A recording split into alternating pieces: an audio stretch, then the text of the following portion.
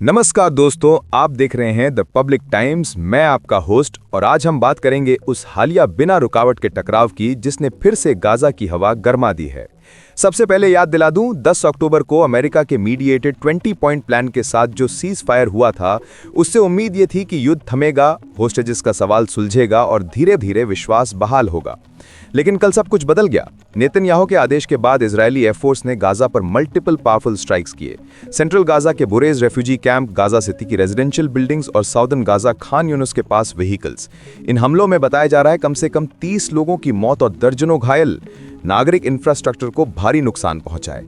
आगे बढ़ने से पहले आप चैनल को सब्सक्राइब कर हमारा हौसला बढ़ा सकते हैं।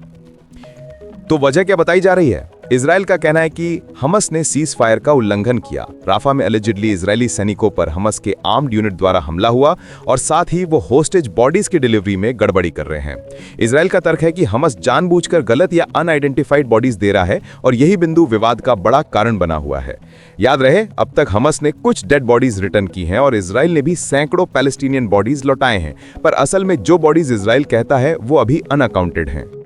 हमास का जवाब क्या रहा? उन्होंने साफ कहा, हमने सीज फायर नहीं तोड़ा, मलबे में बॉडीज रिकवर करना मुश्किल हो रहा है और इजराइल इसे पॉलिटिसाइज कर रहा है। उनका कहना है कि टेक्निकल दिक्कतें हैं और अगर इजराइल एस्केलेशन करेगा तो रिकवरी और भी मुश्किल हो जाएगी। अल कसम ब्रिगेड ने भी ऐलान कर दिया कि अभी वो बॉडीज हैंडओवर नहीं करेंगे। इंटरनेशनल रिएक्शन में अमेरिका ने कहा कि सीज फायर को मेंटेन करने की कोशिश हो रही है, पर अगर हमास नियम नहीं मानेगा तो इजराइल के पास हिट बैक का राइट होगा। और ट्रंप बार बार दावा कर रहे हैं कि उन्होंने युद्ध रोका, अब उनकी क्रेडिबिलिटी पर सवाल उठ रहे हैं। संयुक्त राष्ट्र, यूरोपियन यूनियन और ह्यूमन राइट्स ग्रुप्स ने सिविलियन हताहतों की आलोचना की है। इजिप्ट और कतर जो मीडिएटर थे अब भी दबाव में हैं। यदि सीज फायर फेल हुआ तो उनकी मध्यस्थता पर भी सवाल उठेंगे। अब व्हाट नेक्स्ट?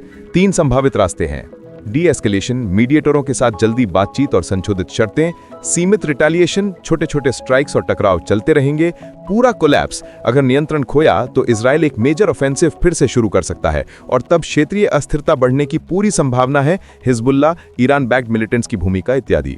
दोस्तों, ये सिर्फ स्थानीय झड़प नहीं, इस संघर्ष का असर ग्लोबल पॉलिटिक्स और रीजनल स्टेबिलिटी पर पड़ता है। ठीक है दोस्तों, मैं रहता हूं आपकी खबरों के साथ, फैक्ट बेस्ड और बेबाक। द पब्लिक टाइम्स में जुड़े रहिए। जय हिंद।